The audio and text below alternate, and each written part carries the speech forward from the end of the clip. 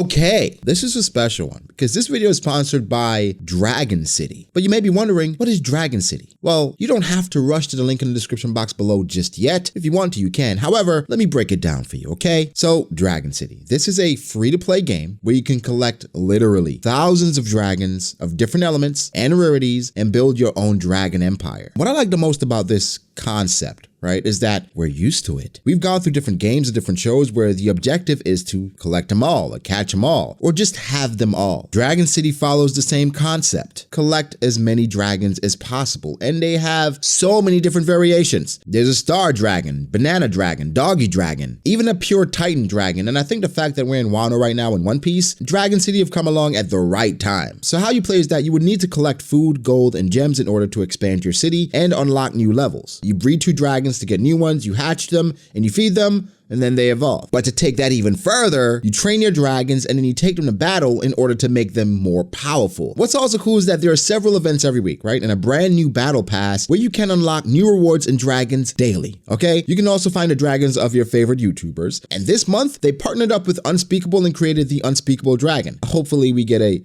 B.D.A dragon at some point. However, you gotta click the link in the description to get a special free reward to get you started. 15,000 food plus 30,000 gold plus the Scout Dragon. Y'all knew it was coming, One Piece talk, but now we talk about the trio. Expect an Usopp video soon. Usopp, Nami, talking about the other guys, but right now we're talking about the trio. Our faves, right? But before I move on, I want you guys to tell me below, out of all the characters in One Piece, which character would you like me to focus on? And then the character I see the most, that's the character that's gonna get a video next week. So let me know below what character you'd like me to focus on next, and a full video dedicated to that character. Right after you do that, you gotta sub to the channel, okay? That's a requirement as well. Sub to the channel, drop a like, drop the character, and so let's get on with the video. You see the title. We're talking about the gap between the monsters. The monsters being Zoro, Sanji, and Luffy. What's the gap between the three? A lot of people, you know, have different ways in which they view this, and so I think it'll be a fun conversation based on what Sanji's unlocked, based on what Zoro's unlocked, based on what we know about Luffy, because I think Luffy has something else he's probably gonna unlock. But so far, what's the current gap? So I guess we got to start from the beginning, right? Let's say beginning of Wano. There was a perception of the monster trio. I think going into Wano, I would say consensus, Luffy, Zoro, Sanji. But there was always a noticeable gap, in my opinion, between Luffy and the others, especially post time skip. There was clamor about Zoro being close to Luffy, but he hadn't been pushed. So a lot of it was, hey, Zoro pre-time skip was really close. So post time skip, I assume him to be really close as well. If we go by how things been going, you could somewhat look at it and say, well, coming out of the time skip, they were pretty on par, but Luffy has gotten so many power-ups since then. It seems to be crazy. Regardless though, that was the perception. Luffy and Zoro pretty close, Sanji's behind them. What's interesting is that a lot of people go back to Enies Lobby and look at Doriki and how that transpired, but you know, Doriki doesn't factor in devil fruits, etc. So it's not really an accurate scale. Also, Doriki is no longer used for the most part. Oda tried it out, was like, yeah, this is a bit problematic. We haven't seen Doriki again, which is great because 7 Deadly Sins, when they brought in numbers into this thing, it just went downhill fast. So again, that was the perception. Now let's fast forward.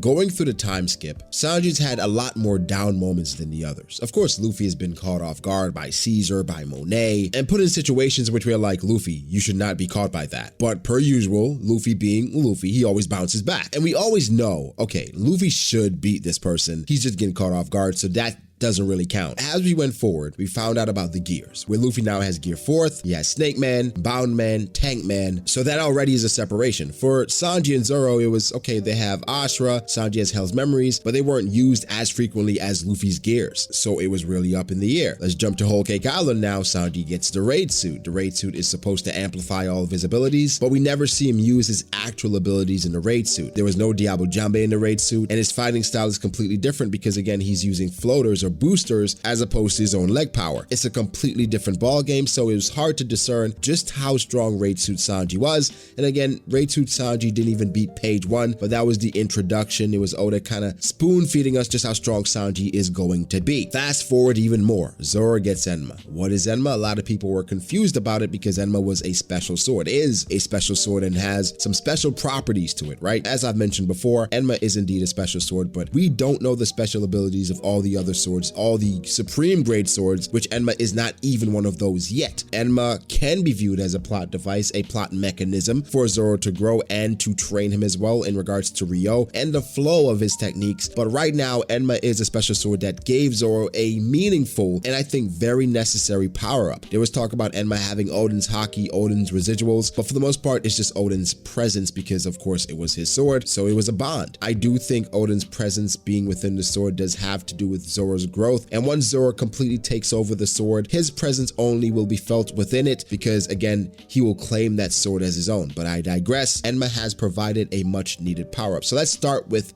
Sanji. Where was he to where he is now? I think speed-wise, Sanji was always on par with the others, if not ahead, probably right there with Luffy. He had a lot of power, but it wasn't a lot of destructive capabilities, right? We know Sanji was pinpoint, had very strong legs, but people started losing faith after the Virgo matchup. And of course, the Doflamingo thing happened. Then of course, the judge thing happened, which was Sanji conceded. However, it happened. So there was some question in regards to Sanji's overall power, his destructive capabilities. Fast forward, you get the raid suit. It's an increase to everything. Speed, power, defense. It was a natural bump. Where we are now, though, Sanji's unlocked his exoskeleton, increase in power, increase in speed, increase in weight. So overall, there's an increase in fire, right? His flame is a lot more hotter and the tolerance is a lot more. So this is something that wasn't really highlighted as much in the story, that Sanji and the fire, it's based on how much he can tolerate. So right now, with his body being amplified, his body being awakened, Sanji can tolerate much hotter flames, and the increased weight and speed leads to more power. So now Sanji is much more destructive. And then people talk about ionization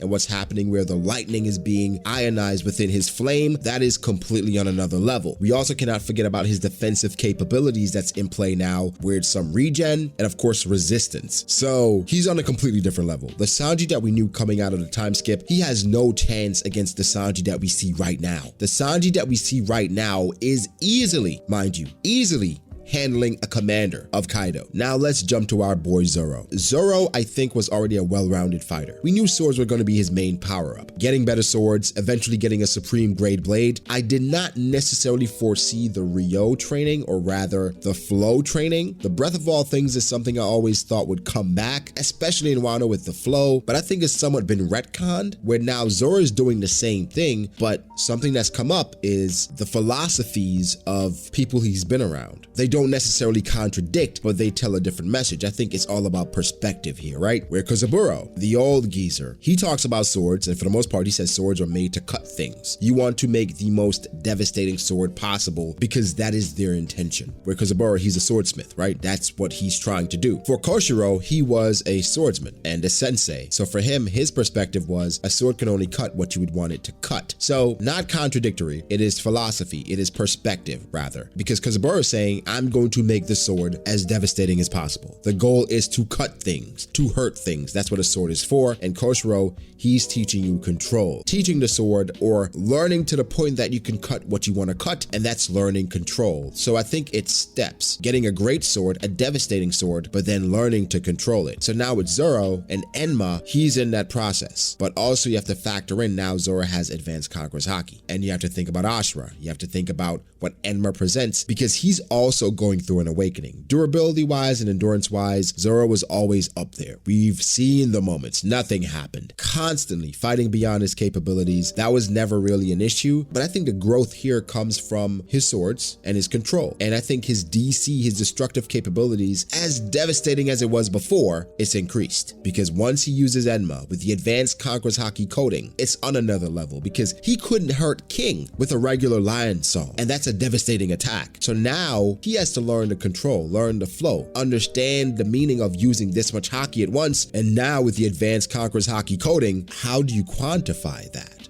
Right? Now let's jump to Luffy. I talked about the gears. Gear 2nd, Gear 4th for the most part, Bound Man, Snake Man, Tank Man. Snake Man seems to be, all these forms are different, they have different purposes, but Snake Man seems to edge everything out. Of course, Bound Man seems to be the most well-rounded, so they're all pretty even, but they do different things, okay? Luffy's grown, because now he has Future Sight. It's inconsistent because Oda can't spam it, because you have to be focused, you have to be calm, but also in certain situations, it just makes the story too easy. If Luffy's just constantly spamming Future Sight, seeing things, it's not how he is anyway. So it's a thing he has, but it's not spammed. Regardless, he has Future Sight. He also now has Rio. And the thing with Rio, Haki, the application of such, the flow, there are different levels to it. Luffy has all the levels. He has what Hyogoro is trying to teach him. He has Rayleigh's application to remove the handcuffs. And now he has Advanced Conqueror's Haki coding. So Luffy has the Rio, he has the Advanced Conqueror's Haki coding, he has Future Sight. And if you incorporate all that with using his Devil Fruit, the power that comes from Snake Man, Luffy himself is on another level. We see that he's boxing with Kaido now. So with all that being said, where do we have the monsters? What is the gap? Well, I think currently Luffy's obviously still ahead, right? With the Future Sight, with the Rio, and the Advanced Conqueror's Haki, he's clear, right? He is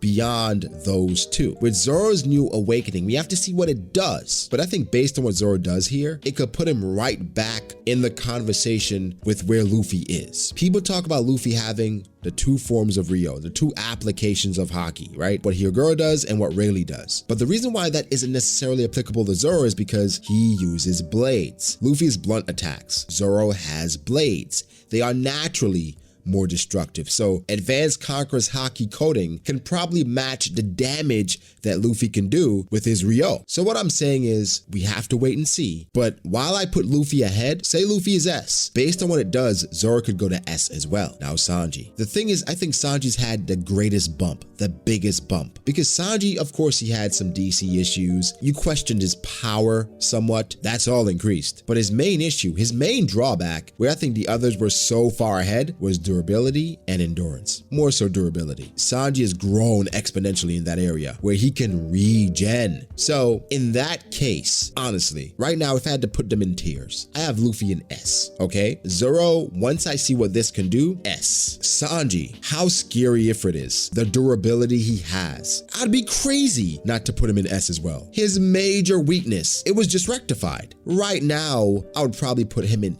A. The damage, the speed, the durability, he's on another level. And so I had him in A before, right? Before this, before Oda clarified the speed power thing. It's clarified now. I think it's justified that all three are probably around the same place. Luffy is clear, right? Like if it's on S, Luffy's clearly the top of that, while Zoro and Sanji, they're teetering. Do I think Sanji can defeat King? Probably. Do I think Zoro can defeat Queen? Obviously. But I don't think Zoro or Sanji can defeat Kaido as he is. So if you ask me right now, right, forget the tiers. If you ask me right now, percentages. If Luffy's at 100%, where's Zoro and Sanji? Well, if Luffy is 100, I put Zoro at 95. And if Luffy is at 100, I put Sanji at 93. That's how close I think it is. Luffy's 100, Zoro's 95, Sanji's 93. So for instance, Kaido, he's probably past Luffy's 100. For Kid, 94. For Law,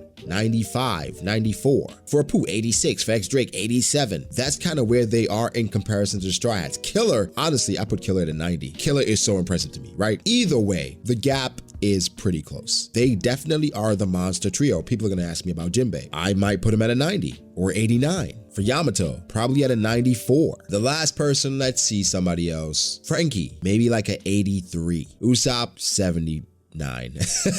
But nah, guys, either way, the gap is pretty close. I don't think it's far apart at all. Luffy's clearly still ahead, but Zoro and Sanji, the bumps they've gotten, it is incredible. But guys, give me your thoughts. Again, leave the character you'd like for me to talk about, but then give me your percentage. If Luffy's at 100%, where's Zoro, where's Sanji, and then where's Jinbei? Give that as well. But guys, give me your thoughts. Make sure to like the video if you did. Subscribe to the channel for more content like this. Follow me on Twitter at BragoDAce. Follow me on Instagram at BragoD.Ace. Thank you to my patrons. I appreciate you guys so much. Again, guys, like and subscribe, and I'll catch you in the next one. Peace. Thank you again to Dragon City for sponsoring this video. Again, the link will be in the description box down below. Don't miss out on these special free rewards you can get. Just click it, man.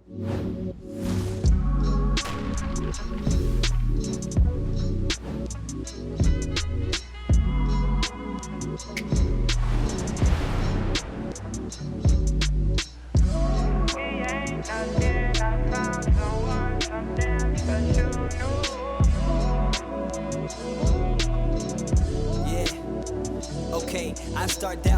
I felt lost. I